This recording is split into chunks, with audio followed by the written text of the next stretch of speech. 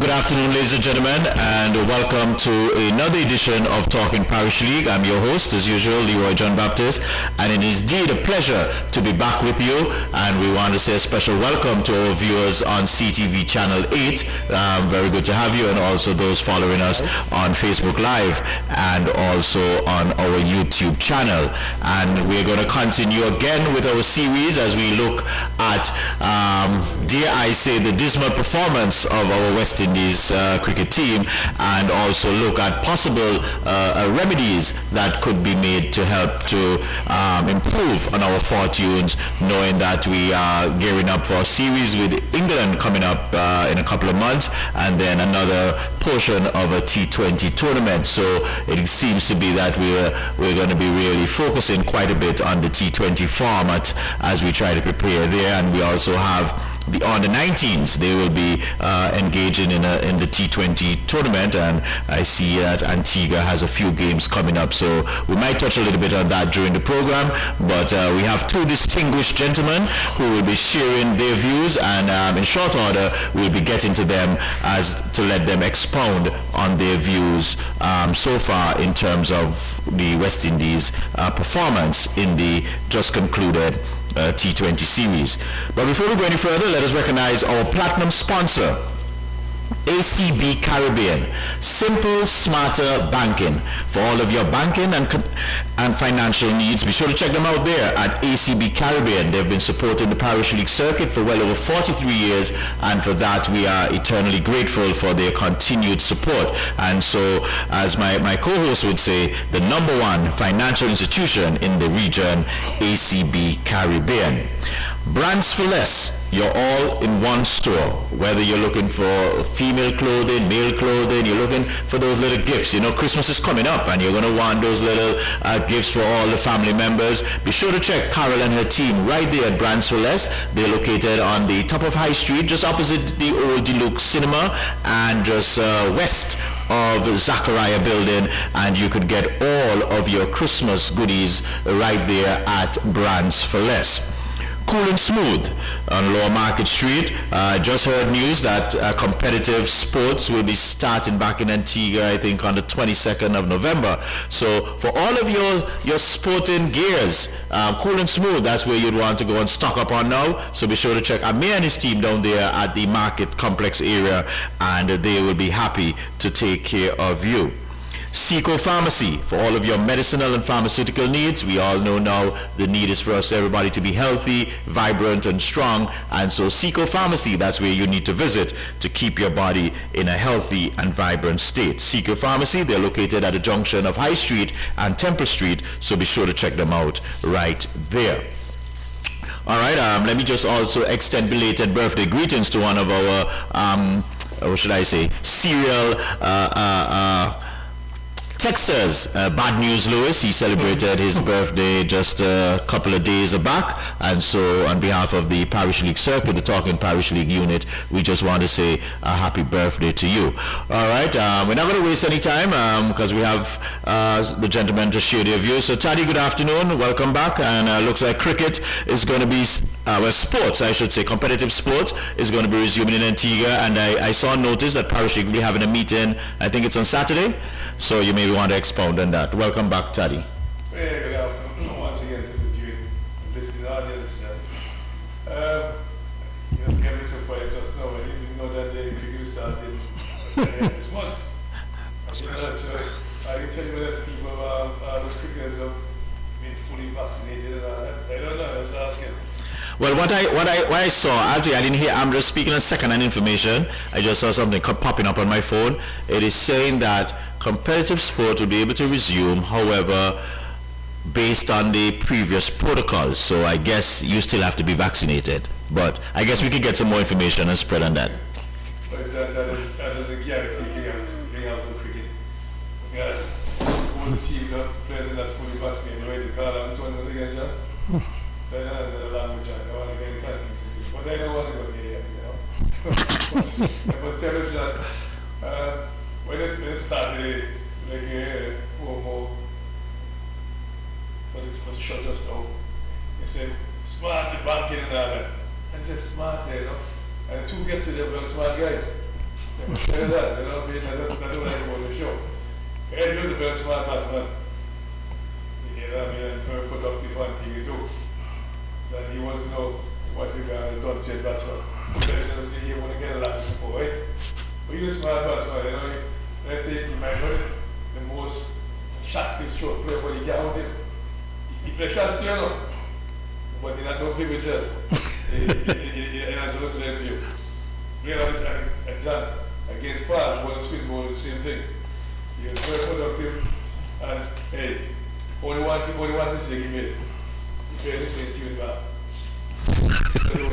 But apart from that, you know, John, he was really good. John, in a lot of centuries, man, scored first class, you know. But those days, it was real first class now. Not this half class half now. You know, those days, this name first class, but no class in it.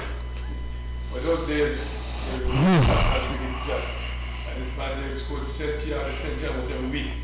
A real runs machine. But the other benefit playing the same time, Joe, the bones is like Ovals cricket field. You ever watch Ovals field? Yes. Yeah, the kind of ball, very tiny. Every year you get a chance to defend yourself. Don't worry, Taddy. Don't worry, Taddy.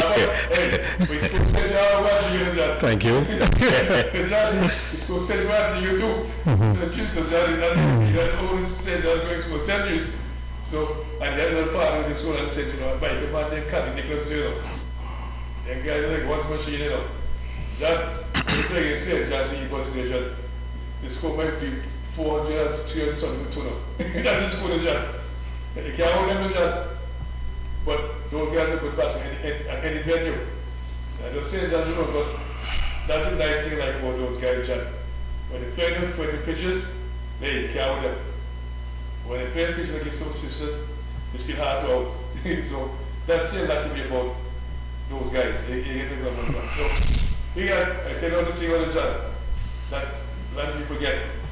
Like I said earlier, he was actually midfield general football, so to the John, and he was playing real good. He really kind of small. He was a real general in the midfield. Played in the five and dominant team.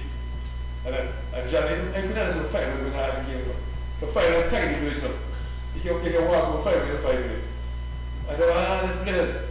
But what happened to John, like a family team, is almost all Richardson. But guess what?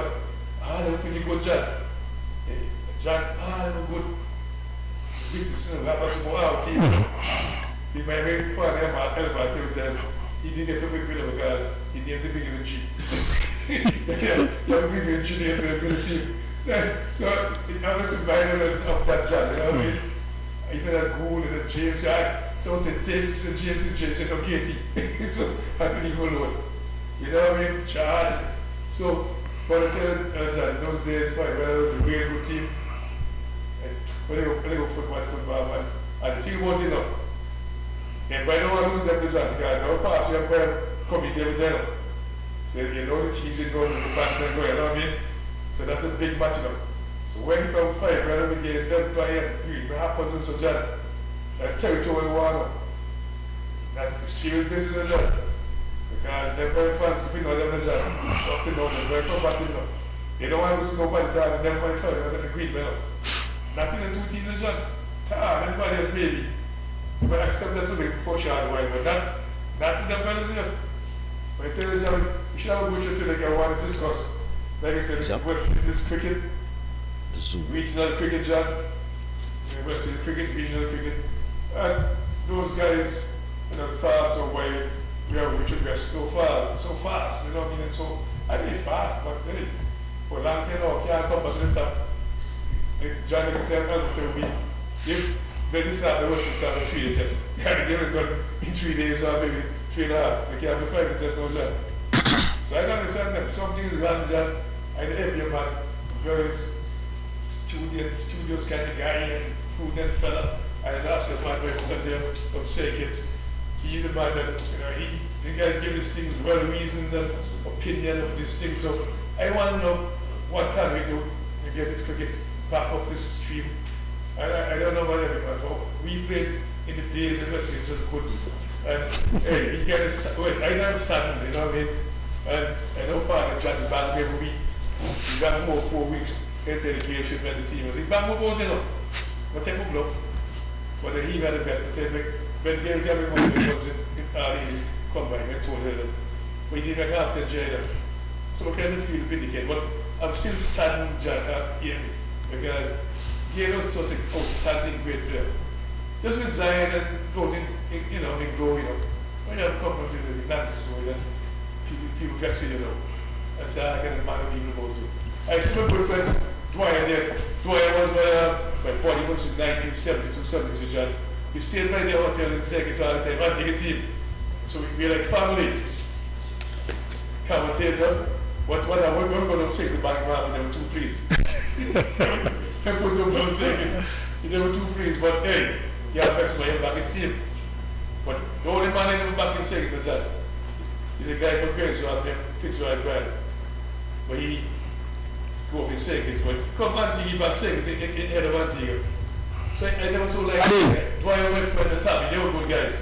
They come and watch the cricket, and they were never that bias at all. They watch good cricket, enjoy the game, and they support cricket. But he had a little inkling to what seconds. He had many minds. The seconds at all. But Dwyer, we can get you on the show. My good friend, I haven't seen him for so long, and you're heavy. He's coming in and put some blows in all you, football and cricket. And you can defend that when you're ready. I'm having trouble understanding you. I'm not understanding you properly, your words. I'm saying that you know every person from his cricket days. Every yes, man. Yes. Cricket and football, every year. Football and cricket too, man. Cricket too. Yeah, cricket, yeah, of course. But I'm not. That's a little better. But I'm having a little trouble understanding your words. Okay, you get any better now? Yeah, that's a lot better. Okay, let's change the mic. So I'll tell you about folks there that we used to stay by your hotel for all these years, and you're like family to us. Absolutely. But you still enjoy beating the Singers. You still enjoy beating the Singers, so you can have fun with you, you know?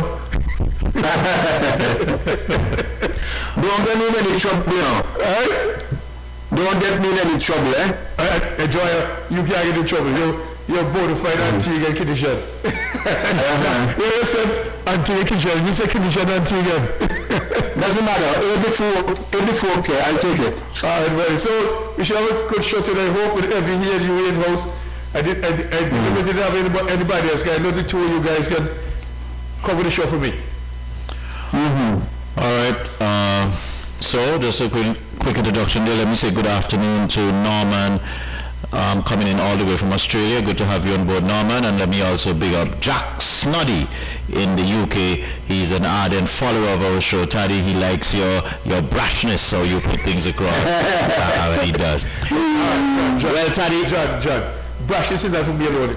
Do I have more brush to the below? All right, well, we're going to give Dwyer a chance to so ladies and gentlemen, by now you would have had a quick glimpse as to our guest today. We have Evie Richardson, one of Antigua's premier cricketers, and just letting me know one of the masters in the midfield during his time. And Evie, good to have you. He told you that. Told me that, okay. Evie, good to have you back on the show. Good afternoon, Evie. Good afternoon to your listeners. Good afternoon, Dwyer. Yes, brother, every long time I hear your voice. Telling you, I haven't seen or heard from you. Well, I've heard you, but I haven't seen you in ages. Yeah, no, nice talking to you, man. Yeah, nice to be on a program with you. And ladies and gentlemen, we have on Zoom joining us. Good afternoon. Let's welcome one of the regional cricket analysts, commentators from out of St. Kitts, Mr. Dwyer Astafran. Good afternoon, Dwyer. Welcome to Talking Parish League. Good afternoon, sir. Thanks for having me. All right, Dwyer, we've been and Evie, we've been doing a series. We've been looking at the present, the just concluded T20 tournament, ICC T20 tournament, and we should offer our congratulations to Australia. And let me big up Mark. Mark was one who predicted that Australia would have won, and we want to commend Australia. Dwyer, we're going to start with you. West Indies, we didn't do too well. We've been looking at our team, our performance so far. In a brief synopsis, just tell us what you would have seen in this T20 World Cup and where you see us heading going forward. Well, unfortunately, this is like a bad weather forecast. That's why. The performance was... I'm not knocking anybody because I am sure people didn't go there intentionally to fail. But the results were not flattering to the people of the Caribbean. We are accustomed to a platinum brand of cricket and cricketer. Unfortunately, what we have in these days is nowhere near that, and I believe that is because of, to a large extent, the collapse of Caribbean society. Our values, our discipline, our pride in these things, so that we go out there in a more cavalier kind of fashion. You see, fellas can't bowl 6 tight balls. A guy would make a very elementary lapse in the field. A batsman would think he wants to hit 6 balls for 6, having already hit 2 sixes, and he wants to hit a Yorker out of the ground for 6 and gets out. So the thinking is not there. The pride, I don't know if the pride is there. I would like to think it is. I don't know if the quality of player is there, to tell you the honest to God truth. Now, it is not fair to these guys to compare them with Billage and Richards and those people. But what we have now is not satisfactory. And I personally have some variance with some of the selections that were made in the team. I don't know if the team was injured. I don't know if the players were generally tired. I don't know if there was any dissension in the team. But it seems that there were problems, and the problems always, as you guys know, Eddie and Toddy, manifest themselves on the field. The problems in the dressing room show up on the field. You know, and this is what we saw. We didn't see a team. We didn't see any stellar performances. And we were embarrassed. Now we have to fight to get in for the finals at the next World Cup. This is the West Indies. Mm-hmm. This is a regional and global, I don't want to say disgrace, but it's a pain. It's a pain. I wouldn't say disgrace because that's a harsh word. But it's very unpleasant. And I'm trying to find the kindest words I can, I can sense that. Yeah. And Dwyer, since you get like that, Dwyer, since when you get so? I'm an old man. Evie, you could come in here. You would have seen our team going 1-4. Even the one game we won was not very convincing last minute. How would you describe our performance in the just concluded T20 World Cup? Well, to be honest with you, I was not surprised. You know, disappointed, but not surprised. But you see, for me, the issue is bigger than that West Indies team. I personally believe, and I've always spoken about it, is that the problems we have in West Indies cricket, the problem is within the respective countries. So West Indies cricket does not operate, or the West Indies cricket team, it does not operate in a vacuum. The players come from somewhere. And if you have mediocrity where the players are coming from, you're going to have mediocrity at West Indies level. And so, you know, there is where I'd love to target it, because I've always said, I don't have the time to waste really to discuss the West Indies cricket team. Because there is a problem in the West Indies, and I believe that if we're going to solve the problems we're having, we have to go back to within the respective countries to solve the problems that we're having. Mm-hmm. Now, Dwyer, let me come back to you there. You spoke about, I think you started from the selection policy. I don't know if you want, or the selection of the team. I don't know if you want to expound on that in terms of what were your concerns in terms of either the selection policy or how the team is selected.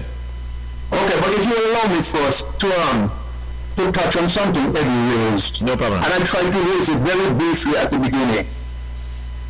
What you see on the field is a product of what comes onto the field from off the field. Right. And these players are products of their social and economic and political environments. Yes. When we went to school, excelling in the classroom and on the sporting field was the way to go. The school system nowadays if you're not doing well academically, they tell you to go and play sports.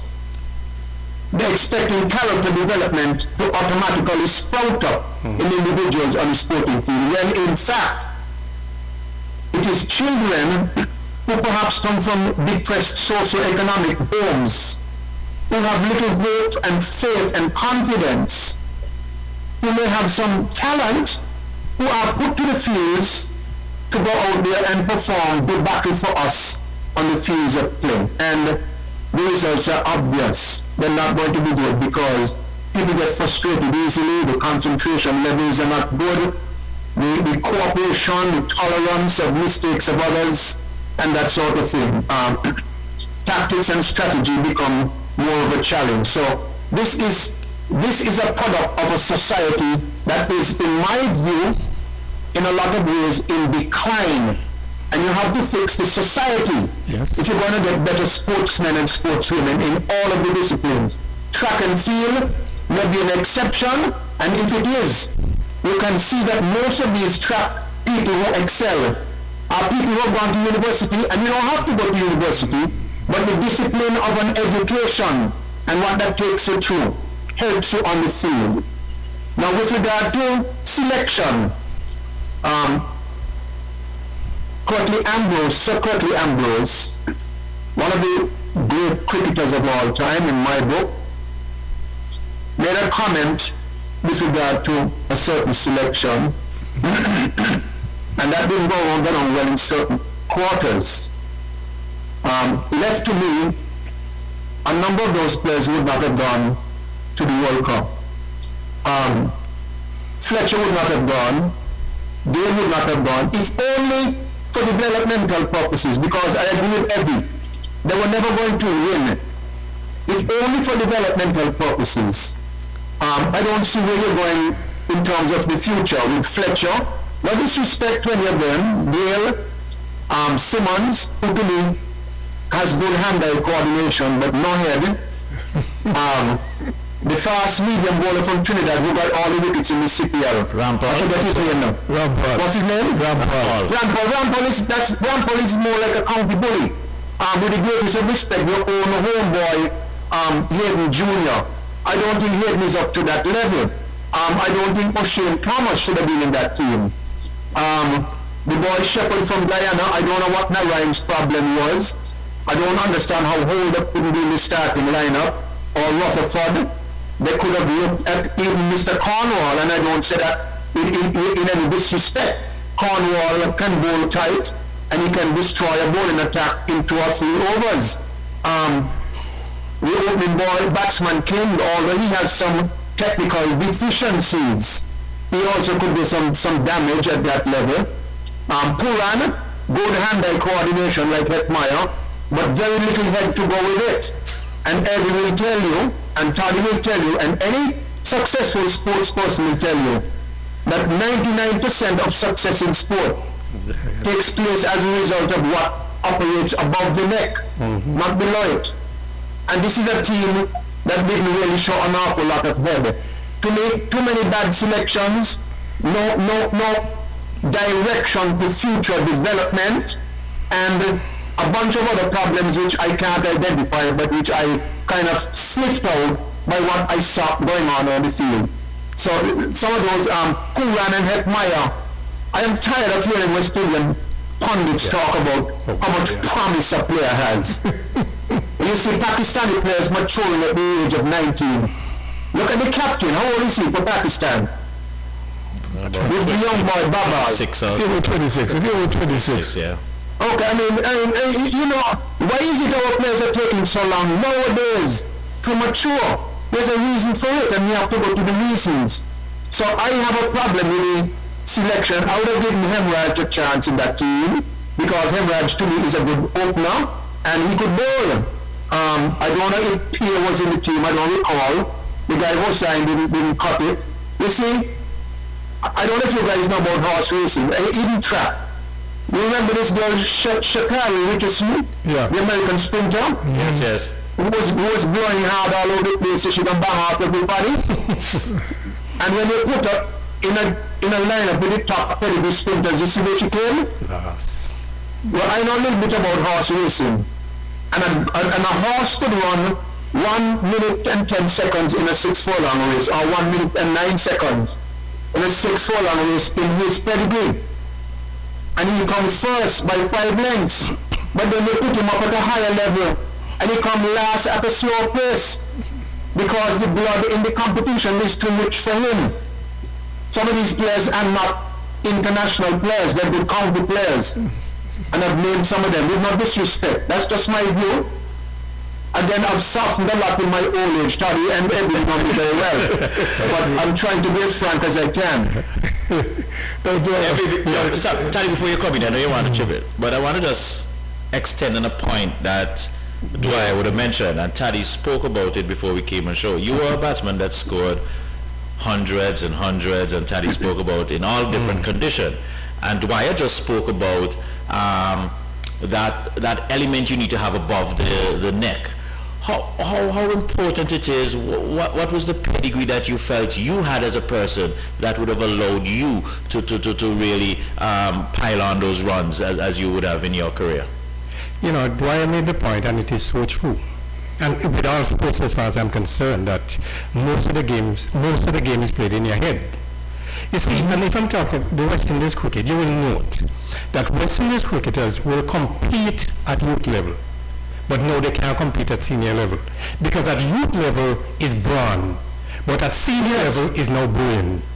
So our players, they just don't seem to have the capacity to make the transformation from youth to senior, because we're not thinking. One of the challenges we face is that our players have been stereotyped. People will tell them all they can do is play cricket. Society looks down on sports people. Okay? And a lot of our players, they buy into that thinking. And as a consequence, you see, look at some of them, they can't conduct themselves. Because as far as they're concerned, you know what I mean, this is what society thinks of me, and this is what I am going to be. And it is unfortunate. Okay? But then in order to play any game properly, you have to be a thinker. And you know, as to further the point about the selection, you know, like I said, I do not discuss the team as such, but then the cupboard is bare. And Sir Andy always makes that point, that the cupboard is bare. So you have a limited amount of players to choose from. Having said that, there's no way that this 40-something-year-old and this 30 high plus should be playing in it's a young man game. 2020 is a young people game. And this thing about, these guys are vastly experienced and they have done so well for West Indies in the past. If that kind of thinking, pick the voters then, no? I agree. And make him captain. You know, kind of foolish thinking. Because if you follow, let's say Gale, if you follow his performances for the last 5 years, 1.5 century, average of 17, okay, and he is the player that we are banking on. I mean, obviously, I see muscles react. But at 42, I can't see, and so muscle cannot react. Okay? So how is it that, you know, he may be lucky enough to maybe score runs in 1 inning, but there's not going to be any consistency. There is no way that they should have carried all these ageable players to play in that World Cup. It was a total waste of time. I mean, and for me, some heads should have rolled. Selectors, management, some heads should have rolled. I saw that they maintain the selector, they maintain the management level, and it for me is how do we make progress? Very interesting there. But Evie, I want to come back to something you said. Mike Hussey. He's not a young man, but he's one of the big stalwarts in the Australia batting lineup. Mike Hussey. Mike Hussey. Not Hussey. Oh boy, was a gentleman for Australia there that made the 70-something in the finals. Wait, Smith? No, Let's Smith. Marsh, Mitchell Marsh. Mitchell Marsh, yes. Marsh is a young man. Why in the 20s? Marsh is 30. 30, but 30 is young. Very early anything. Very early 30s, anything. Yeah, about 31, I think. That's a young guy for cricket still. You see. No, he said young 20s. So. No. It is difficult. We cannot compare our younger players, let's say younger players from the other teams. Because when you look at the other team, let's look at India for argument's sake. Look at the consistency of these young players. These guys are making 400 or so innings now. How can we compare them? There's a young guy that they picked to go, where are we going next? We're in Sri Lanka now. Sri Lanka. What's his name? Something.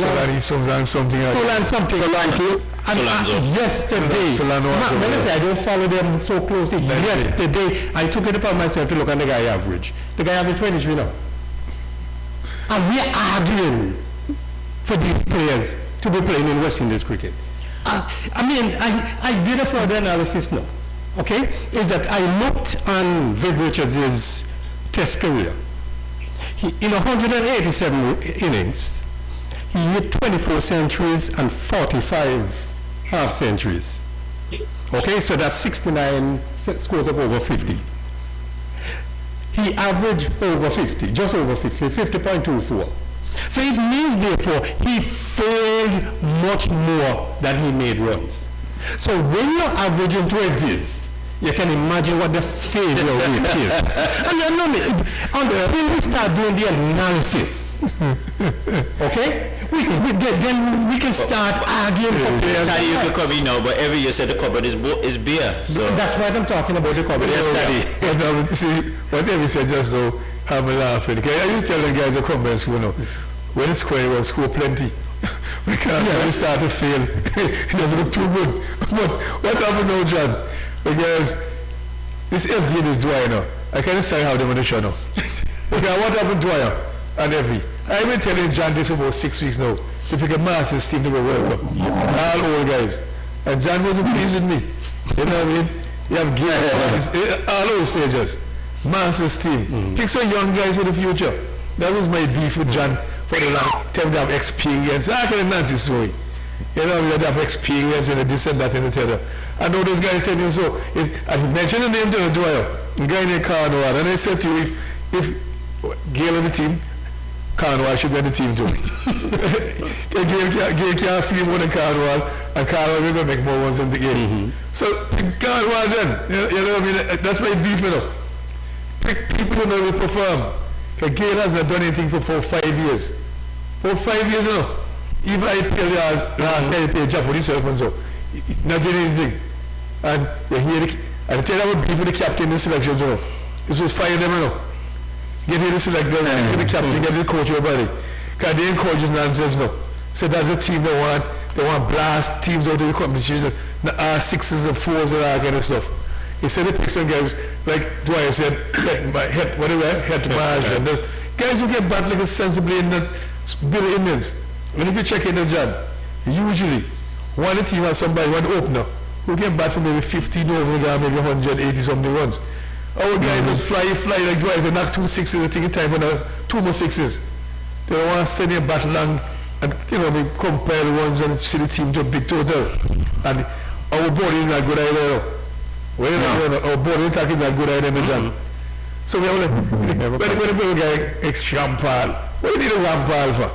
And I didn't hear Dwyer mention one of them, the Bravo. Bravo shouldn't have the team either.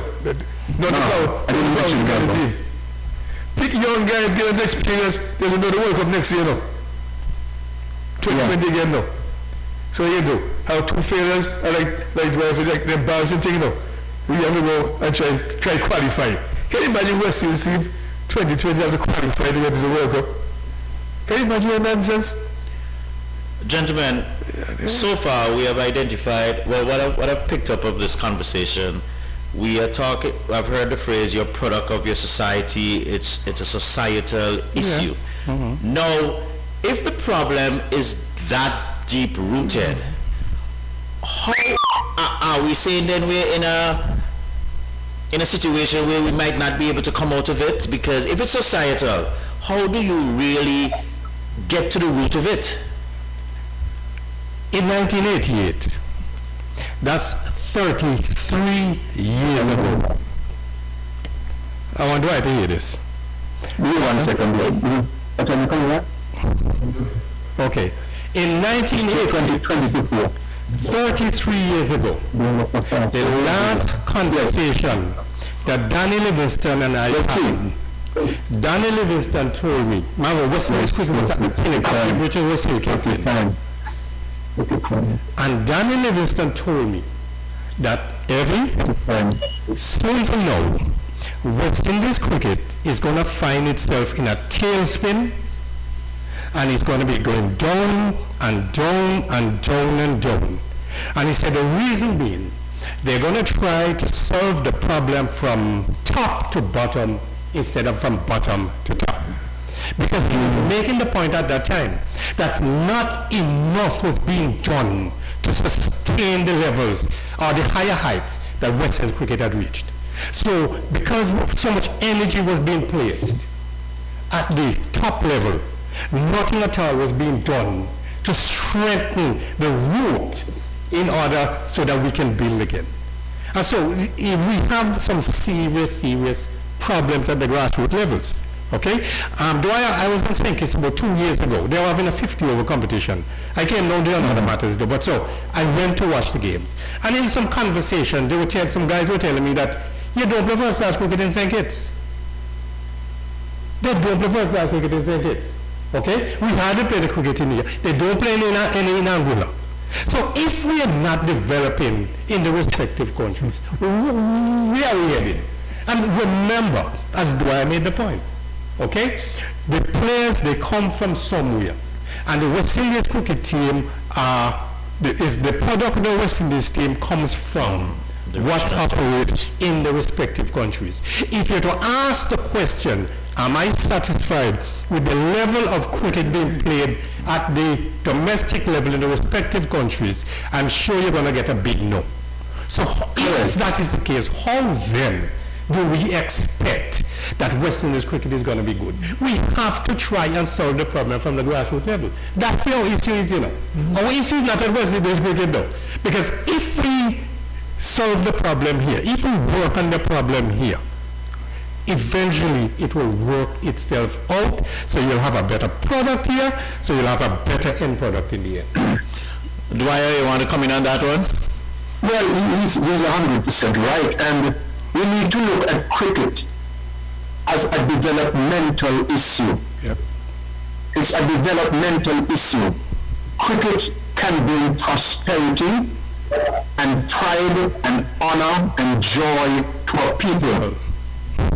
That is an important thing. Young men and women, especially in these days, can make a great living as professional cricketers. It is a way of providing jobs and creating prosperity opportunities for people. But it must not be a default kind of activity whereby you're not doing well in school, whether it's in physics or it's in shop, metallurgy or whatever it is.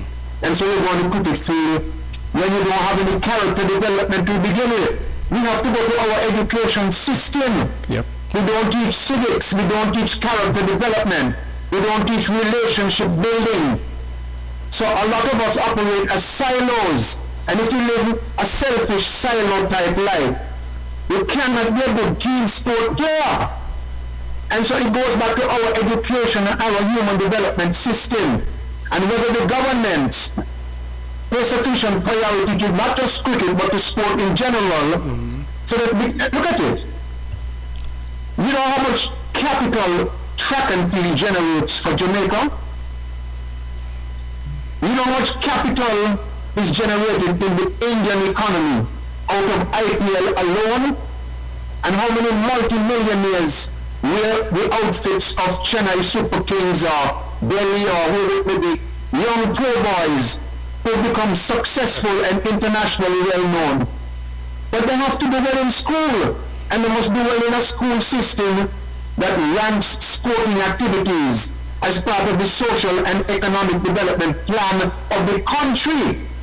We have an education system here which tells you that if you get 26s We are the second coming of God. Our education system is a joke. 26 means that you're doing a lot of parroting, not necessarily a lot of learning. And let me give you an example for myself. I am no genius. I did well in school, and I did well in sport. I wasn't up to the level of Eddie and Toddy. But I think I was good enough as a teenager to make the St. Kitts team as a left-arm spinner. I wasn't selected for trials in a year when, to me, I was the second most successful left-arm bowler behind Edgar Gilbert. And the next year I went off to study. But I did well in class, and I did well in sport.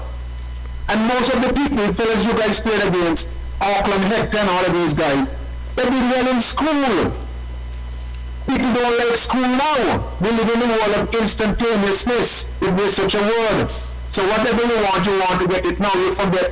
You have to take a journey to reap and enjoy the success. And that is part of how you build character to the education and social development system and institutions we have in the country. All of that has collapsed in the Caribbean. With this foolish, sexy stuff we have here that's producing a lot of nerds and neurotics on the one hand, and social dropouts and outcasts on the other. So we don't have any happy medium. All of those things have to change, and I could guarantee you guys, if we change those things on a regional basis, we will start to see the levels of performance in every facet of human endeavor, including sport, improve in the region. The problems are not hard to identify, but the leaders of the region do not have the will because they're busy enjoying themselves, enriching themselves and their families, and keeping people poor and dependent and entitled. It's part of the political culture. Yep. I don't need to get too carried away with these things, but we cannot separate our cricket activities, successes or failures from the rest of our society and its realities. You can't separate it out because, as Eddie and I have agreed, when you walk onto that field, you walk onto that field from a community. Yep. The quality of the community determines the quality of its products. And our community is toxic and weak. That's the problem right there. Dwyer, I didn't see you're trying to make excuse a while. That was Dwyer being Dwyer a while ago. Yeah, you know what I mean? That was Dwyer custom to. As a Dwyer, you know. That's Dwyer, you know what I mean? But I must comment on something Evie said. When they went to St. Kitts, it's a 50-year competition. I was angry at the same thing. It's a West Indies tournament. It's a West Indies tournament. I want to get to that now. Yeah, it's Super 50, yeah. What happened to Dwyer? They don't play, they hardly play 40, Leland even 3 or 40 cricket matches. I've been telling Johnson this show for about maybe over a year now. And how you going to build cricketers if they don't play long innings to concentrate and all that heavy? And that's part of the problem. A short game. I was selected when I was 1 year, and they played 50 overs to pick a 40 match, 40 team. So I would tell the president, I can't part of this nonsense. And I said to him, time to start with 3 of the competition, 3 of the matches and so on, because the young guys wouldn't learn to bat and concentrate for long. And I keep telling John and the show, and Mark and other guys. I remember some years ago, about a year ago, I read Evie, maybe not so long. There's this young guy in India, was a promising good batsman. He had some kind of issue there. He was 14 years old, and they couldn't find him. And when they find him, he was in another state, 14 years old, playing the 40 competition in India. 14 years old, and they played 40 competition. Yeah. When you hear about the young guys and so on, making all their ones at early age, hey, when they get to 17 like guys and 19, they're ready. They're constantly play long innings, they're constantly bat for long, concentrate. So when they get to the bigger level, the higher level, they're ready for the big leagues.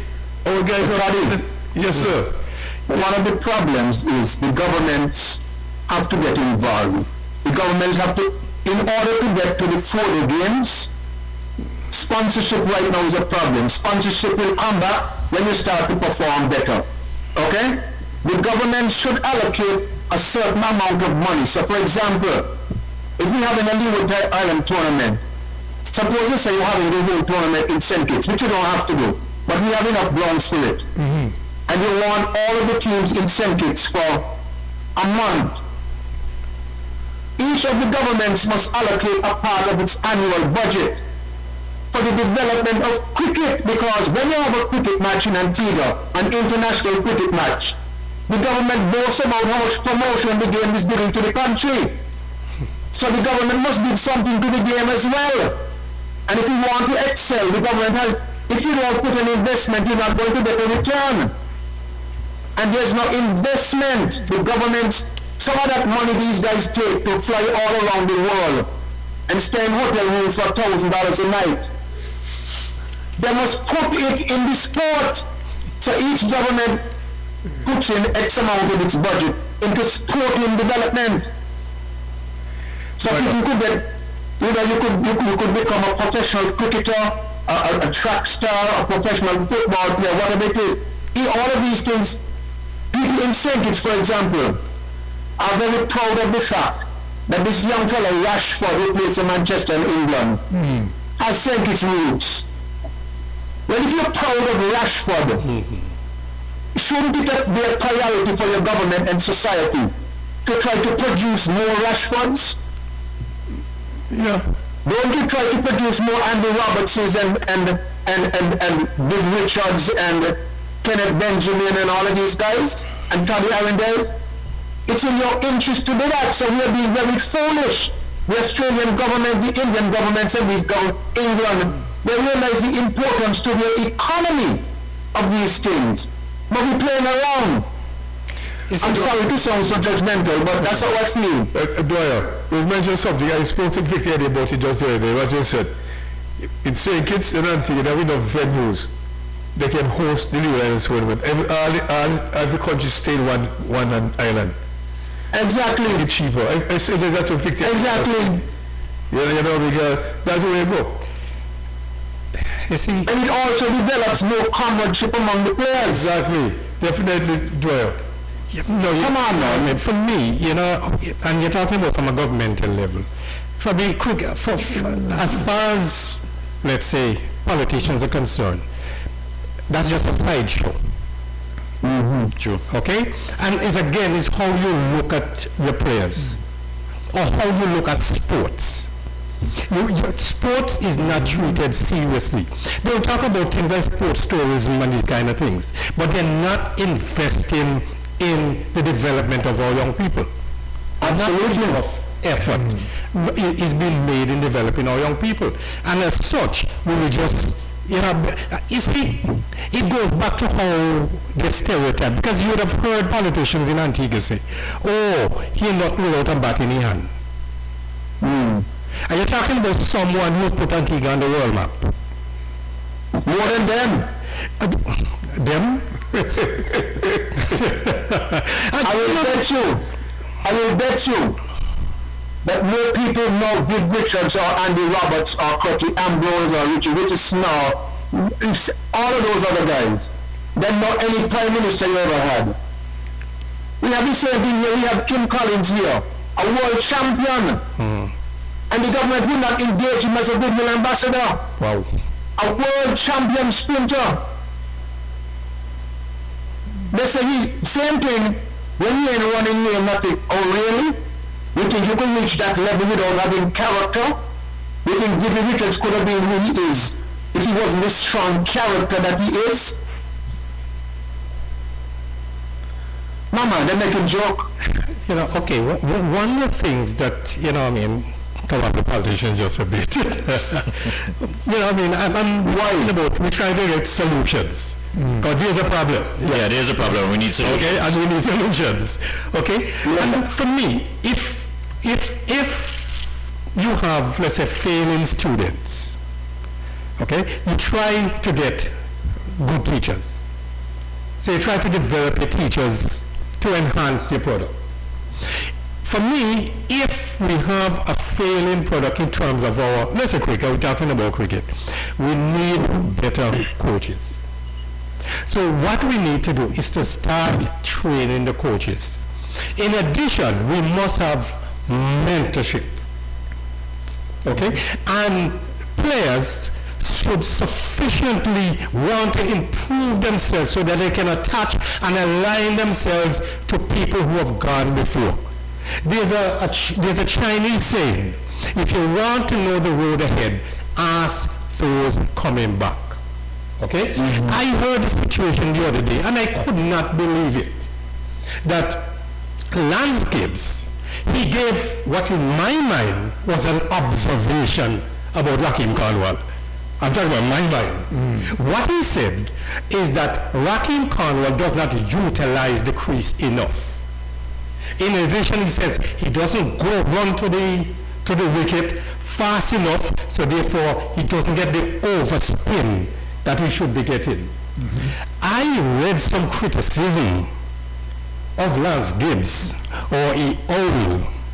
He don't know nothing about bowling. This is a modern times, and he's envious of Cornwall. No, Gibbs was a one-time record breaker. At that time, Cornwall had 13 wickets in Test cricket. I mean, and the next game he played, I watched him, and I saw that Cornwall delivered every ball from the same spot. Every ball in 2 innings, he bowled from the same spot. Yeah. So, but then it goes back to who are we taking our instructions from? Okay, here's one young man came in a blind man country. Who? Yeah. Because what you find, I heard even on the radio here, oh no, don't worry with Lance Gibbs. I mean, Gibbs is all of them kind of things there. But I know now that if I want to know about off spin, if I'm a spinner, is Lance Gibbs, I am going to. Okay? I am smart enough. I mean, when I met Danny when I was 17, okay? And I saw enough smarts there that I am going to attach myself to Danny Livingston. You understand? And so players have to recognize that they need to attach themselves to players who can help them, not where they are kings. Somebody who can tell them when they're going wrong and they're prepared to listen. Because that's the only way you're going to learn. All right, gentlemen, on that note, we're going to take a little break and we're going to come back and we're going to look at just a little bit at the T20 version. Is it significantly affecting the quality of the product that we would like to see? Because what we know now is you just made a passionate statement there, but most of our players, I assume, are looking for that instant gratification. I hit 2 sixes, I get an IPL contract, I'm set for life. As Dwyer said, it's a career now, and you get 2 good seasons in the IPL, you're set. So we're going to speak a little bit about how the IPL maybe has changed the whole, well, not IPL, I should say, the T20 cricket has changed the whole culture of cricketers going forward. All right, ladies and gentlemen, we want to thank you for joining us thus far on our Talking Parish League show, and thus far we've been having a very interesting, in-depth conversation about the nature and position of West Indies cricket and where we should go. Let us recognize our platinum sponsor, ACB Caribbean, Simple Smarter Banking. 43 years partnership with the Parish League circuit, and for that we are eternally grateful. And so for all of your banking and financial needs, be sure to check them out there at ACB Caribbean, right there all across the length and breadth of Antigua, and they will take good care of you. Digicel, the bigger, better network. For all of your internet and connectivity needs, be sure to check them out there at Digicel. Digicel, your #1 internet provider. Zen Body and Skincare, enhancing your natural beauty. Distributor of Black Girl Sunscreen, made by women of color for people of color. A sunscreen for everyday use. Zen Body and Skincare. They're located at Wales Estate, just east of Pickett's, north of the Social Security Housing Project. For more information, you can call them at 779-4846. Blue Mountain Water, the best thirst-quenching water on the island, and that can be had from Mega Distributors on the American Road. So be sure to check them out at Mega Distributors for your Blue Mountain Water. And Pine Hill Juice, with the most exotic flavors you can find on the island. You can get that at Hutchinson Wholesale, Pine Hill Juice, right there at Hutchinson Wholesale, and they're located on the Sydney Wallen Highway.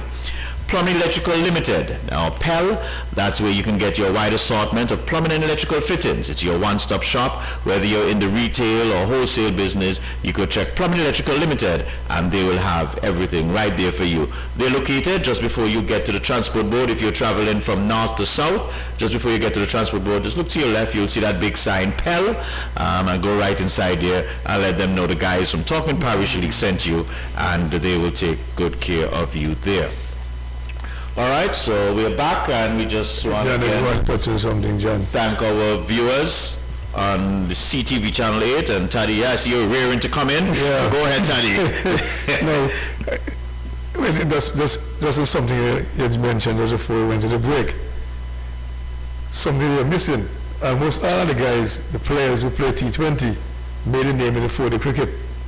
Almost all the guys who play T20, they've made a name in the 4-day cricket, score a lot of runs. That's what they before they get to 220, before they get to the 2020 nonsense. You know what I mean, John? So I want to bear in mind. But something every said, there's this great man named Dan Livingston. You see all this nonsense every time about computer and lady.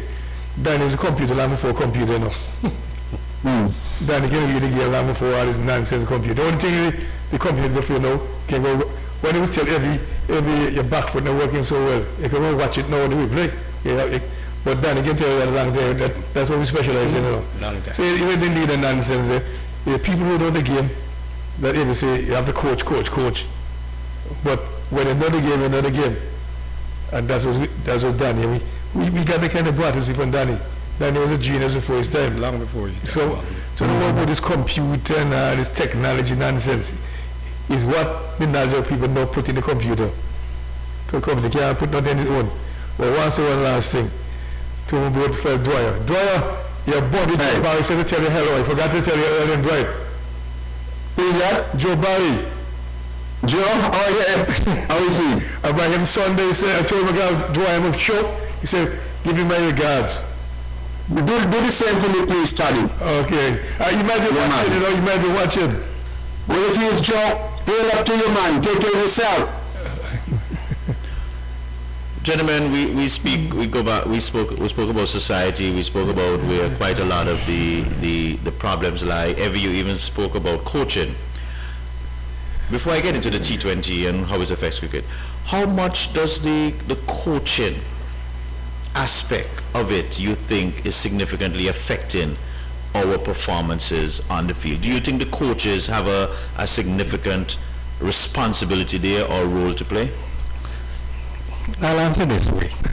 I heard Ian Chappell doing an interview some years ago, and the question was asked, how is it that Pakistan, without real structure and coaches in their system, is able to reload players so consistently? The point he was making, and he made, is that if you do not have good coaches, it's best you leave the players alone. Because bad coaches going to make players worse. Mm-hmm. You understand that? Bad coaches going to make players worse. And unfortunately, for me, and even with other sports too, too much emphasis is being placed on this thing called coach. But the thing is that if you do not know what you're doing, how can you be coaching? Let me give you an example. Go ahead. Quickly. I was the manager of a certain team, okay? And you had a coach. And there was a player who had a technical issue. A leg spinner was bowling to him. But the leg spinner keeps putting his foot in the way, and the leg ball kept crashing into his pad. He went to the coach, the technician, to ask him, what am I doing wrong? Coach can't tell him anything, but to his credit, the coach sent him to me. I could easily tell the guy, if you're the manager, you send it to you. The point is, I haven't said the point though. The guy, I could tell the guy, I know he played football, so I use a footballing example. So I asked him, so when you're going to kick the ball, where do you put your non-kicking foot? He said, beside the ball. So the same principles apply. Okay? But then, if coaches don't know these kind of little things, What are they doing? Yeah, but every now we have all these level 1, level 2, level 3 coaches. No, every day you go, you hear there's a coaching course. You're going to go to level 2 to level 3, level 4. Why you don't hear about those coaching courses? We should have more qualified coaches than before. Well, you see, it's a way to produce jobs for people. So, Eddie made a very important point, which I think I want to chip in with. I don't know if youngsters today, and this is a general situation too, care about what the elders think or what the elders know. And there's been a disconnect, a generational disconnect. Let me give you all an example. One day, I think it was something to do with the Stanford thing. They had an event here in St. Kitts. And I was present at it, and I engaged Viv and Sadari. They were together, and I engaged them in a conversation about a gentleman who was in the West Indies team at the time, a guy who had tremendous hand-eye coordination, but not particularly great footwork, which might make him vulnerable to late swing, like in England and New Zealand. You all may be able to decipher who I'm referring to. I told them, I had spoken with him and said, give him tribute for his talent, but asked him if he thought that maybe with his lack of footwork, he might run into some difficulties in a late swing situation. He said, no man, he got the swing down pat. So I spoke to Gary and Viv about it. I said to the two of them, why don't you all speak to this guy? And the two of them laughed at me. They said, speak to them? They know more than us, they don't want to hear from us. Now if you're a batter in cricket, and you don't want to hear what Viv Richards or Gary Sowers have to say, you need to change to netball. yes, I agree with that. And it can be good. And changing to netball won't help you because you carry the same mentality into the netball. So if you're not going to listen to when I grew up playing sport in the park, Warner Park, on the field, during practices, and after, we gather with the older players and the people who hang around. They tell you the old stories, you get embedded into the culture, you learn little techniques here and there, strategies and so forth, and you develop as a young man. Not now, the fellas have on the headphones and they injure themselves, and it's different.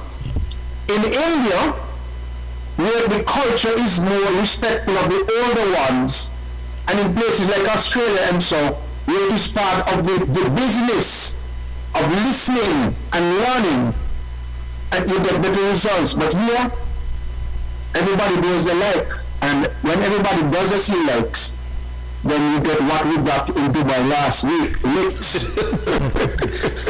Yeah, but you see, it goes back to the point about indisciplined society. Yeah. And I love to say that the players don't operate in the vacuum because they come from indisciplined societies. And so discipline will obviously creep into their games because that's what they know. Okay? So it is a complex problem that's faced West Indies cricket right now. Okay? I don't have all the answers. I can make some recommendations. But then it is the meeting of minds that will assist in, can drive the process forward. And one thing I have found is that some of the coaches, they feel intimidated. No one coach knows everything. Okay, but a lot of them, they feel intimidated to the point that they're not bringing in people to help them. Okay, you may need a batting coach, you may not know anything about batting, maybe you know about strategizing. Okay, but the technical aspect of it, you're not competent at that. So you bring in people to assist you in the process. You can't expect to be holding on to everything when you don't know anything. You mentioned a wonderful point just now. In my coaching career, I bring in spin bowlers and batsmen. If I can't get what I want to get across to the player, I can bring in somebody who might have get to find different ways of getting every answer question, eh? No, I remember one time.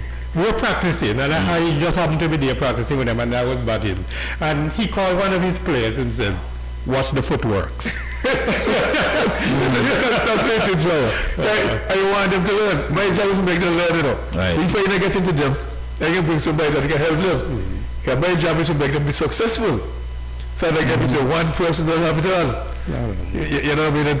And like Dwyer said to you, at the old time days when I learned stuff, at the end of the practice, when all the senior guys get together and the young guys come around in the team meeting, and one older guys will tell you, well, you're not getting the front foot to the right position and this and that. Exactly. Because like every say, in Pakistan, it's the senior guys who get together. Dwyer when was successful in the 70s and 80s, they didn't have no coach, John. Those are the coaches, Taddy. Right? The senior players, the veterans are the coaches. I mean, Senior players. if you're in St. Kitts and you want to learn about off-spin bowling, and you're living just down the road from Victor Eddie's father, Austin Eddie, who outbowled Jim Laker in Antigua in 1954, I think it was, or 58. Outbowled Jim Laker. He just up the road. That's as good a coach as you could ever want. So the older players not only coached, but they mentored the younger players. Yeah, man. You see, but the players, they should want it enough to know that they have to approach. Don't expect me to come to you, okay? Because if you shun me, it's going to be ugly. But if I want it enough, I must have that drive within me that I want to aspire to excellence. So I'm going to go where excellence is. So I'm a fast bowler. You see Andy Roberts up the road, I'm going to find him. You understand? If he goes up the road, I am going to find him because I aspire to excellence. Okay? So I am going where excellence is. But the question is, we have seen it from our players or even our senior players. They are very defensive to any hard questions thrown at them, any critique thrown at them. How are we gonna get through to them? I mean, again, how are we gonna get through to these guys to understand that it has to be a change of culture? They have to be more receptive. I mean, where does it start from? That's a good question. They need toughness training. The skins are too thin. The skins are too thin. You can't know everything. You cannot know everything. And we have in the Caribbean, I mean, in Antigua is, as we say here in St. Kitts, wash with mentors in cricket. Look at all them fellas. You didn't even mention Yugo, who was a master swing bowler. Man know the game. You got Kenneth, you got Winston, you got all of these guys. I mean, we could name them. Just keep naming them. Tabby, Evie, all of these guys. I mean, there is no excuse for Antigua not to be performing in the traditions of greatness that it has achieved in the past. None whatsoever. I tell you, Dwyer, every guy is sitting next to me, and his nephew suffered from that same problem. The problem, like I mentioned now, this one-day cricket nonsense. This young fellow scored 2 consecutive centuries at 2-day cricket, all first class. 2 centuries though. And when he started the 50 over, he scored another century again. And he couldn't make Antigua team. Can you imagine? A young guy, he wasn't even 19 yet. Yui? Yeah. I was saying to you, how can you leave with a guy scoring centuries? I started making fuss over it. What was the reason on the team? Right? Why was he not included? Why? Well, everybody tell you, I don't know. I heard the nonsense on the radio, scoring centuries, and can't make the team. So I said, how can you make the team and so the guys that that's all we watch them guys coming back 30 something and say young fella. I asked the question, they said they're going for experience. No, this is another piece of foolishness I keep on hearing. Because people have the opinion because you play long you gain experience. Because you play long you have experience. Wait. What experience has you do with play land? And I use the example in my profession. Okay? I'm in the life insurance business. So I will tell you. So a man worked for 20 years and he interviewed 500 people in 20 years. And I worked for 5 years. And in 5 years I interviewed 1,000 people who have no experience. Exactly. And I left it there. Because this thing about experience and people vastly experience, it is being used too loosely. I mean, I don't necessarily want to be, when we were born in 1984, okay, Ralston Atto and Viv Richards were batting. And Eleanor was commentating. And he said, Viv Richards batting in his maroon West Indies cap and Ralston Atto batting headless. Headless. So when we are fine, but what is happening, and even at just look at the West Indies level, that's what like you're seeing. A lot of headless cricket being played. Yeah, What you made the point earlier, 10% is from the shoulders down, 90% is from the shoulders up. If we're not thinking, okay, but we need to have to develop ourselves in that manner in order for, you see, we need to start striving for excellence though. Because players have to take responsibility to, Yes. And that's why I make the point. No, this is not in the Andy Roberts, Viv Richards era when no money was involved. This can set you up for the rest of your life. Yeah, but you started the show, I think, by speaking about the young guys from Trinidad, Solanzo, with an average of 23. 23. And he is probably shooting to open in the first test. So the standard of mediocrity is there. There's no need for excellence because I can go into the average of 21, 22, and I have a great chance of making the West Indies team. I mean, but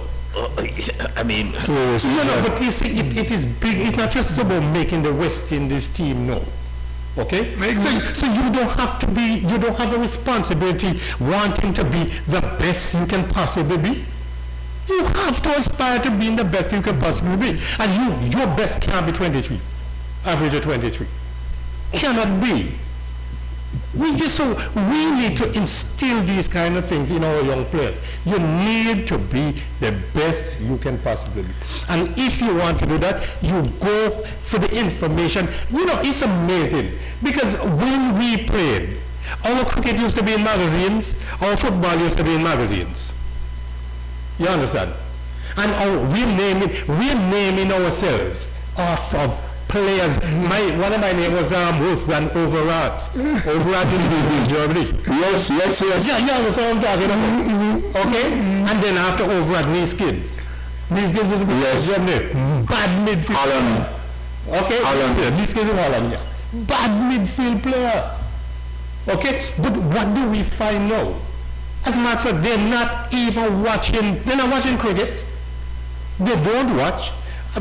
Just the other day, I was watching cricket, yeah. And my wife looked at me, she says, but you seem so unemotional watching the game. And I didn't say anything. But she retorted by saying, okay, I understand. You're looking at the game from an analytical perspective. And that is so. So I don't have the time to get excited. Okay?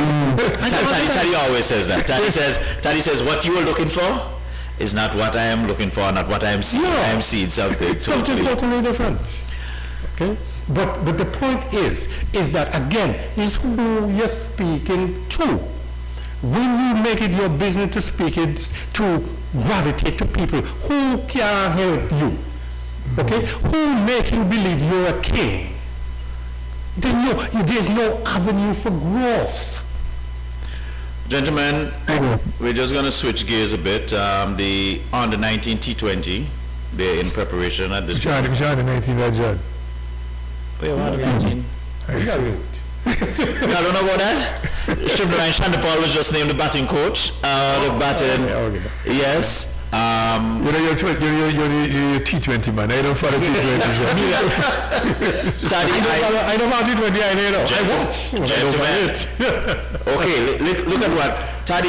You always speak about, going back and play the 4-day cricket, and that is always we're going to develop our players. Somebody sat on the show there and they said one of the things that would help our players is to stop showing the highlights. Because when young players watch the highlights, they just see all the sixes and fours hit. So they now think that is cricket. Now let us be fair. Dwyer spoke earlier, and Dwyer spoke about the opportunity for a career. Yeah. Most of our youngsters are going to see a career. Boy, if I can get into the CPL, the IPL, the BBL, how are you going to redirect them to understand that you have to first get into the test, into the longer version, understand real cricket? We speak about Puran. Puran a couple of months ago there was a talk about getting him to play 4-day cricket so his game can hopefully develop or mature. I don't know if that is still under the cards. But Dwyer, maybe you want to come in for a shot. 2020 cricket, that lucrative opportunity, is that going to really retard the development and the progress of our test cricket players? Well, it has already done so in some countries where there is no proper structure in place. It has not, in my opinion, affected the quality of the 4 and 5-day game in Australia or New Zealand or India, for example, or to a lesser extent maybe South Africa and certainly England. But it has certainly affected us in the Caribbean, maybe Sri Lanka, maybe one of other places. Places like Bangladesh, you see them coming up. So I think we have to get the priorities right. In order to be a cricketer, you have to go through the fundamentals, which have to do with the long game. The short game requires certain things that can be used as like a quick fix and entertainment thing. But the long game, and you see, it fits into the modern mentality. Instant gratification, get it done quick. We older fellas, let me give you an example. This might not be the greatest example. There was an old bull and a young bull standing up on a hillside. And they looked down on the pasture and they saw a lot of beautiful cows. So the young bull said to the old bull, let's run down the hill and make love to one of them cows. The old bull said, no, let's walk down and make love to all of them. The idea is to be patient and to develop and conserve and learn, which is what the old bull was able to teach the young bull. You see, the average youngster playing T20 cricket today does not understand the drama that could take place in a single over in a test match or in a 4-day game or 2-day game. Especially if you have a thinking bowler, a thinking batsman, maybe a sharp forward short leg fielder who's looking at the back foot of the batsman with a possibly run out chance or something. And we need to be trained to understand the nuance of the game that the youngsters need to, like we were. And then you wouldn't find the game boring, because bowling is a very popular word. And players must understand that in order to get to the T20, you have to pass through the University of 4 and 5-day cricket. And that's how it must be structured, so that you have your qualifications. And then you can adapt to the different game, because we do expect you, during that short career, to make the best of it financially for yourself and your family. But Dwyer, in India and Australia and other countries, some of the guys play all the format. They play test. And play them well. But Taddy, they have the fundamental techniques and strategies in place, embedded in their minds. We don't have that here. If the regional tournament is a 50-over tournament, we in serious trouble? Plenty serious trouble, lots of trouble. I try to tell you. I could never in my life imagine a man picked for the West Indies as a batter with an average of 23, 24. I just That's Malcolm Marshall average. That's Edwin Baptist average. And he's making his debut. He's making his debut. Never scored any goals. Exactly. Never scored any goals in life. One of the things about It's a joke. I've always said, if you cannot defend, you can't make runs. Exactly. Because if you can't defend the good ball, how are you going to make runs? When the good ball comes, you're going to out you. So you have to learn to defend. Where do you learn that? Okay? And this thing about this T20, and I hear them both, I mean, like if it's a game that you're just going to fly. What happened about, you see, I've always said, one of my greatest admiration, I admire Viv Richards. Viv Richards can blast the ball anywhere you can think about. But the way he picks off bowlers. Yes, man. Click for a single, click for a single, click for a single. Before you know that, Viv Richards is 50 or 55 balls. And Evie, also very sharp on picking up a second or a third one. Right. In the game, That's part of batsmanship too. I tell people, I remember watching a game between Pakistan, and I don't remember who the other team was, but Pakistan was batting. And between the 42nd and the 50th over, there were 2 dot balls. And 2 wickets fell for those without dot balls. 2 wickets fell. 2 dot balls. And that is how you play that is how 2020 cricket is played. If you can't make any runs off the ball, you get a single or 2. You can't be bowling, batting 120 ball and 65 centimeters those balls are dot balls. Our strategy was I was reminded you of something. And days when the great Dan Livingston came into the picture. He taught you all that. You have to play the ball for single. How he control the bat, drop the ball into You see, serious thing. like, back to, I remember one time, Dan Livingston telling me, when you're cutting, right, you aim in front, but the ball is going to end up behind. Yeah. You aim in front of point to cut the ball, and the ball will end up behind. Because if you aim behind, you're going to get caught at slip. So with the ball for detailed, that's how detailed. That's how detailed he was. So I tell you, and like Dwyer said earlier, you know the senior guys get to the young guys out of practice and they explain these things. They say, I know you tell us, like, the pitch is bouncing, avoid sweeping. You might glove the ball. That's the other thing. You know what I mean? Tell you dip and face the ball. But Paddy, Yes, Dwyer. you think if you tell Hetmeyer or Lendell Simmons or Turan, the pitch is bouncing, don't sweep, you think they'll study out? I don't know, Dwyer. I don't know. So rather than hit the ball up to mid-on and get 1 or maybe 2 or 4, they prefer to expose their wicket to an LBW by sweeping. I mean, this is, I can't find kind words to describe that kind of foolishness. That's what foolishness. As Elama would say, headless. Headless back then. No, but we just need to get past these situations. There's some, within the respective countries, okay, the respective associations, they have a responsibility to try and develop cricket. Because we're talking about cricket now, okay? It would appear that they tell you that they're playing more and more cricket. They tell you they're playing more cricket. But then what is coming out of this? They tell you they have more and more training. They have this kiddie cricket. You have this and you have that. But what is coming out of that? Okay? I remember as a little boy, Viv Richards, 14, 15 years of age, and you could just look and see that boy was total class. You just see class. Where do you see it nowadays? Sometimes when we have a player coming through, somehow the wrong people get to them and fill up the head with foolishness. So instead of progressing, they regress. Because it gets to their head that people saying that they're good. No, if you're good and Viv Richards good, so you have the same level with Viv Richards. George Parish is saying, good afternoon, honorable gentlemen, enjoying the show at work.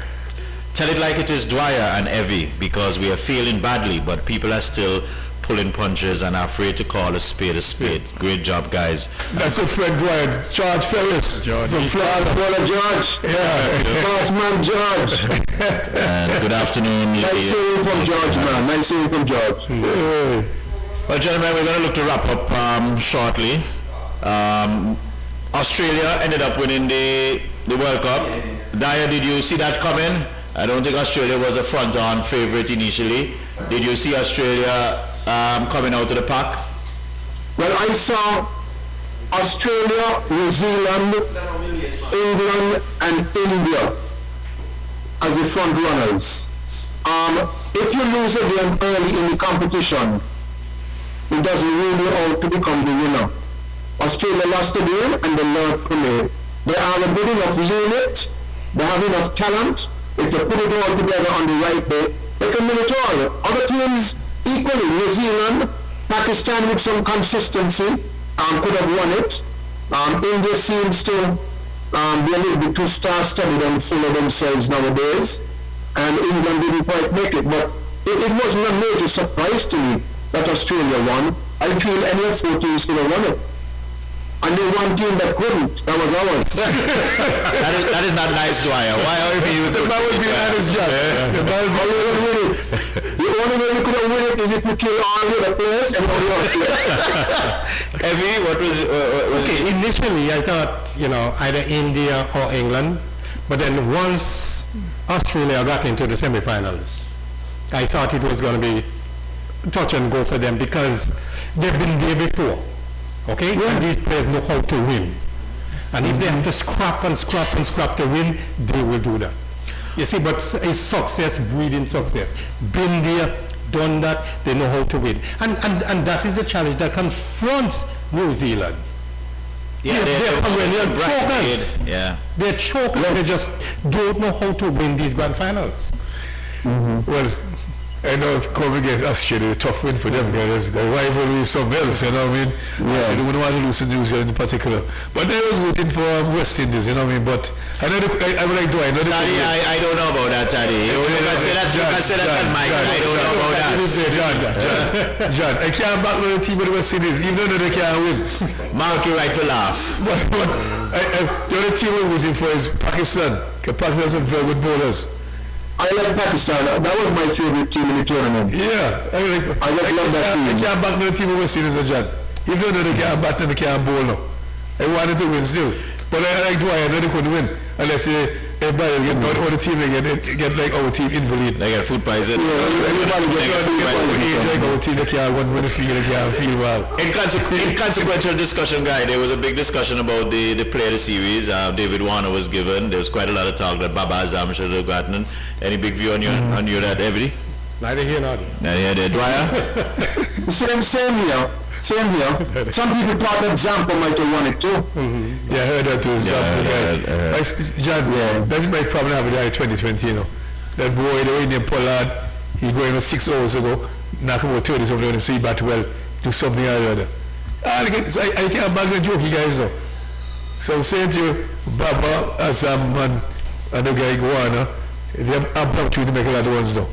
They start in the innings. So they continue on the way. If the guy who had Sharma get going and so on, India would lose all the games though. Sharma would never is a beautiful. Yep. Shaba Azam is a beautiful batter. Lovely batter. Lovely. Never stayed in Ireland no. But it didn't get there. Quickly, guys, do we still expect Pollard to retain his captaincy going forward? We who, John? I tell you, we'll fire the man the last week before. They can't be asking me that, John. If you fire the guy like you think Pollard deserves another crack at it? Beside this World Cup, he has been relatively successful for us. He hasn't lost much. Have you checked the records? He won 12 and lost 17. Every. John, you have the record. If you have the record, I don't have the record. Have you checked the records? Every. But I don't know because I'm coming here. You're supposed to be coming here. I told you it was a shoot at the listener. But is that a good run? Is that a good run to 12 and 17 with 5 no results. T20 pretty fast, not T20 is a quick game like that test match now. Oh, John. But it's still 12 and 17. That's exactly what I'm keep on talking about now. Rewarding mediocrity. My problem with the captaincy is who's next in line? Puran? Yeah, that. I mean, this is going to come back to us. We have a problem. I would suggest maybe, no, maybe not. Maybe I wouldn't say it. I don't want to. And I'm not going to say it. But they have a problem. Let me put it this way. I think Pollard is a good player. I think he understands the game. He uses a lot of psychology on players. He has to take responsibility to a large extent for the team that was taken in the tournament. That's my issue, Dwight. That's my issue with him. The team. And I can't support that at all. That was not the right team by any stretch of the imagination at all. So young boy Shepherd from Guyana could have gone, others could have gone. I don't know. I think Pollard needs to stay in the IPL and some CPL. Let us take some licks for 2-3 years and build again. But we need to find people who are going to excel. Puran has good hand-eye. Admire the young boy Rutherford has good hand-eye. All we need now is from the neck up. Rutherford is not fit. Yeah, but I'm talking about the future. Didn't he go and play in the IPL? He played IPL. He played one year in IPL. No, After they declared him unfit? No. Yeah, I think he played in the. I think he played in. Declared unfit. Yeah. I mean, the building starts in Antigua, in St. Kitts, in Trinidad, in Dominica, in Jamaica, in Barbados. That's where the building starts. And until and unless we get that right, these will just be academic discussions.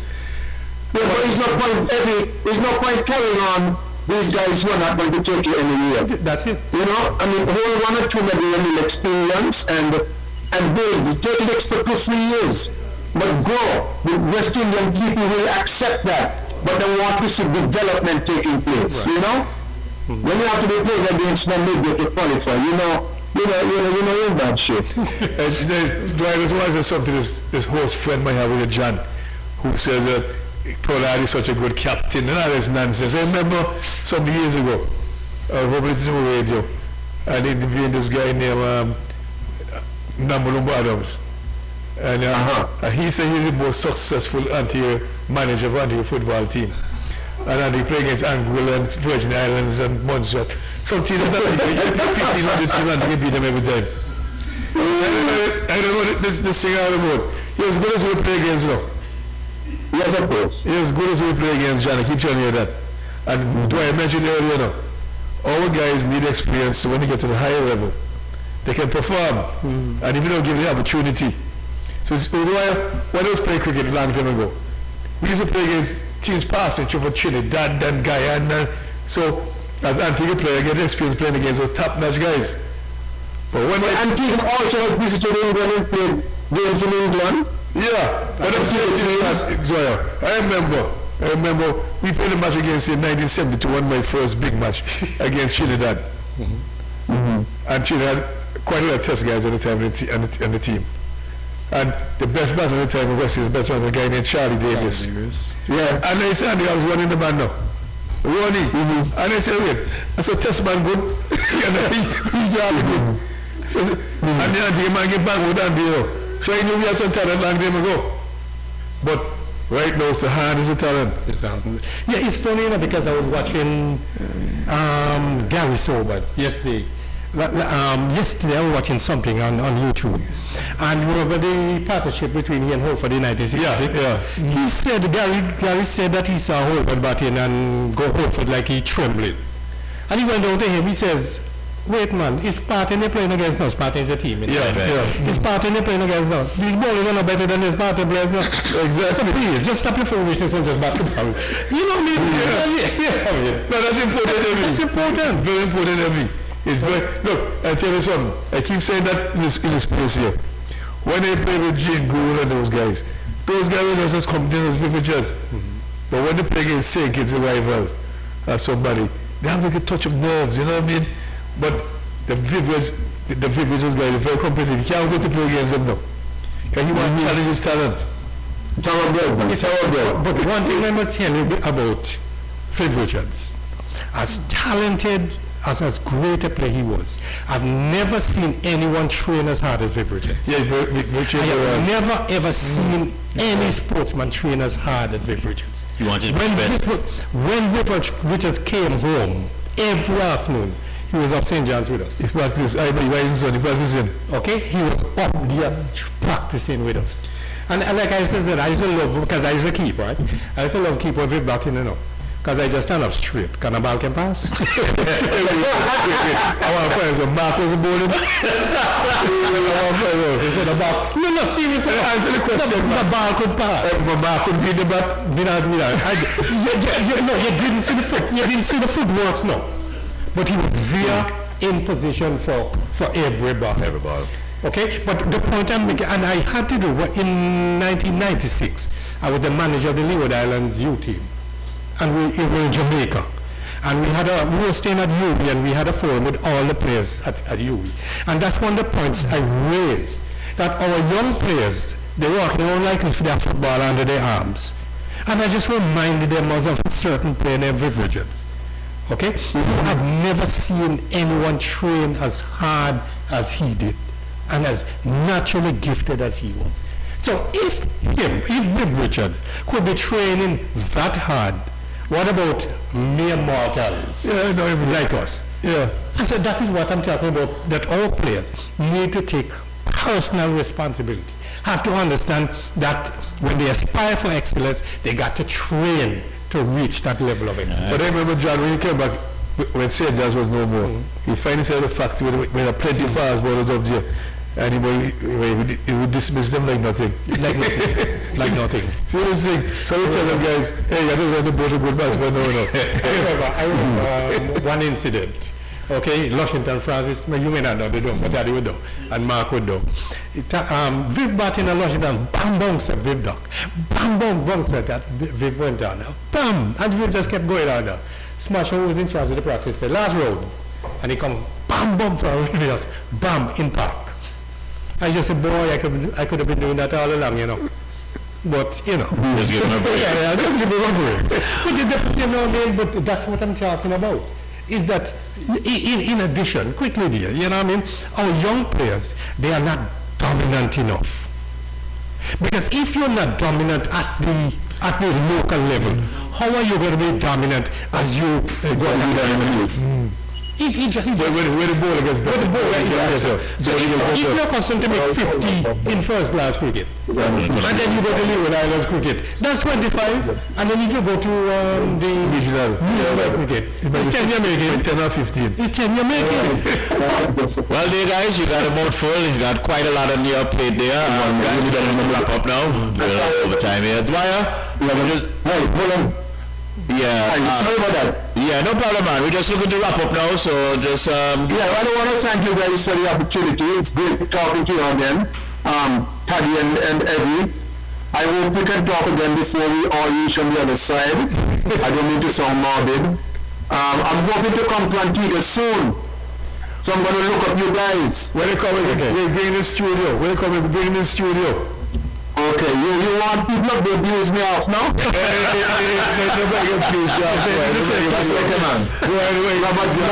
want to come to Antigua soon. I'm just waiting for some of this foolishness, these protocols they have to ease up a bit. And come and maybe spend a week or two and cool out in Antigua, you know? Dwyer, I'll interrupt. Yes, brother. What do you mean foolish protocol? We have the same thing in St. Kitts. I'm not blaming you, brother. I'm telling you the foolish protocol. I didn't say the foolish Antigua protocol. I didn't say that. No. But thanks for the opportunity, and it was great talking to you guys. I have to run now. Great to see you. Great to see you. All the best, man. One love. Every time. Evie? It was good to, to expound on these issues as it regards to West Indies cricket, I believe it's like, things like these, I believe will help in the healing process as we try to move West Indies cricket forward, because I think we have that responsibility, even as past players, past administrators, you know. But I'm not trying to negate what the responsibility of the players as they are right now. True. The players have to take personal responsibility of their game.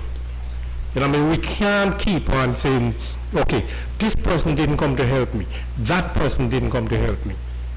So what about, if I believe that person is a resource person, how about if I go to that person to get the information that is required? You know, I think we have the responsibility to ourselves. Taddy? John, it's a great job every year, and I told you every year, the way I can cover this thing. He told you that, you know what I mean? Those guys put a lot of thought into whatever they have to do, you know what I mean? See, everything you do, all the research and all, they pull up his stats. He come prepared, Well prepared, you know what I mean? So, John, next week, we can continue now, because I'm hoping to have Clive right until next week. Okay. You know what I mean? Hoping to have Clive right next week. If Viv is around, I want to get him in the studio too. So he can cuss a bit. To over his cussing. I don't want to be my friend there. This man is like Evie, a very thoughtful guy when it comes to cricket. Does his research too. Couldn't make it today, but I'm glad he finds the studio. So next week, we can invite him in the studio. You get it, John? Yes. So hopefully, we also get I hope that maybe Ghana and the kind of guys. I don't want to leave this Western cricket like that now, guys. When West lose, all of us lose now. Even though they tell I don't back them now, but they want to lose now. Because it's where the regional pride for us now. It's our team. Whether you like it or not. When they do well, everybody happy. Right, John? I know more so you. You're happier than everybody else. I know that. But every knock in his head. Knock in the head. The youngsters of these days, our youngsters these days, John, they think they know it all. And some of the coaches don't get with the nonsense. Because some of the goodish, the coach can't talk with them. Right. And the coach can't fire them. They can't be bigger in the game, so they can't come with John. They think they're too special. Yeah, we call it 15 like just about the player.